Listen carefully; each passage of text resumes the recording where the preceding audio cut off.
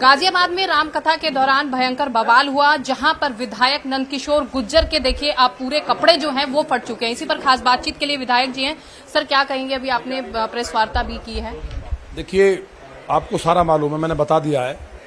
अनुमति कभी नहीं होती थी। 15 साल से पूरा लॉनी मिलकर रामकथा करता था और बहुत भव निकलती थी। हर समुदाय, धर्म, जाति के लोग फूल बरसाते थे, कल भी बरसाए।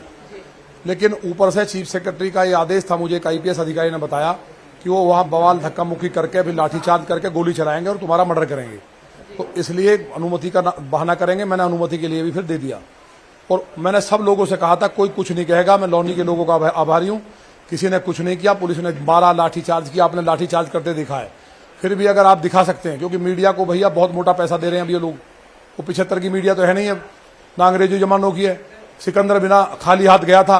तो अगर आपके मीडिया हाउस के लोग दिखा सकते हो तो राम कथा नहीं, ये भगवान राम पे, ये रामचरित मानस पे हमला नहीं है, पूरे हिंदुओं पे हमला दुनिया के।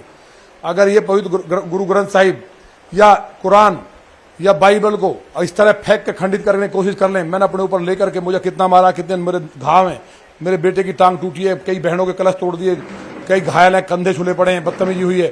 तो अगर सच्चाई दिखाएंगे तो मुझे उम्मीद है योगी जी के ऊपर जो तंत्र किया है उसका भी कहीं ना कहीं हम लोग कोशिश करेंगे किसी बड़े तांत्रिक से मिलकर कि अधिकारियों को समझें, जो बेईमान अधिकारी हैं उनको जेल भेज दें, या केंद्र सरकार एक जजों की कमेटी बनाए कि उत्तर प्रदेश में भ्रष्टाचार कितना हो रहा है। अच्छा, आपने बताया कि बीती रात जो है उस दिन लगभग 1 बजे 3 मौलाना आपके घर भी पहुंचे थे, है ना? तो कहीं ना कहीं आप बता रहे हैं कि पूरी प्लानिंग की गई थी हमें मारने की। मौलानाओं ने बताया, भैया मौलानाओं ने बताया था कि हमसे कहा गया बुला करके कि तुम लिख के दे दो कि यहाँ बवाल हो सकता है, इसलिए राम कथा ना हो। उन्होंने कहा जी हम तो नहीं करेंगे, यहाँ तो हमेशा होता मिलजुल के।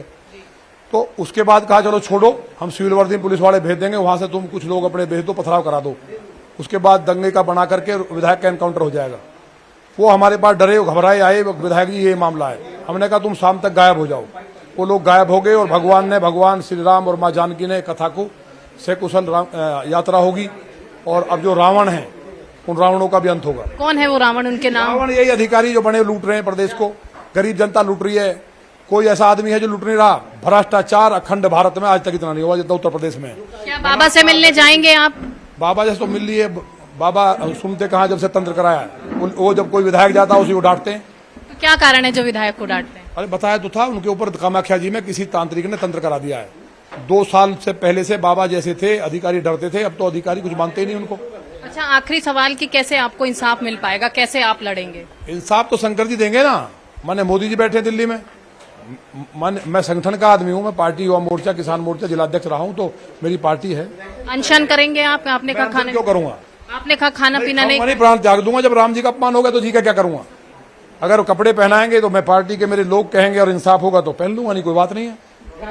देखिए, ये थे विधायक नंदकिशोर गुर्जर जी, जिन्होंने बताया कि जब तक उन्हें इंसाफ नहीं मिलेगा वो इन्हीं वस्त्रों में घूमेंगे और वो विधानसभा में भी ऐसे ही पहुंचेंगे। तो देखना होगा जो ये लड़ाई है रामकथा को लेकर, कब तक जो विधायक है नंदकिशोर गुर्जर, इन्हें इंसाफ मिलता हुआ नजर आएगा। कैमरामैन दीपक रामपाल के साथ मैं प्रिया राणा, गाजियाबाद।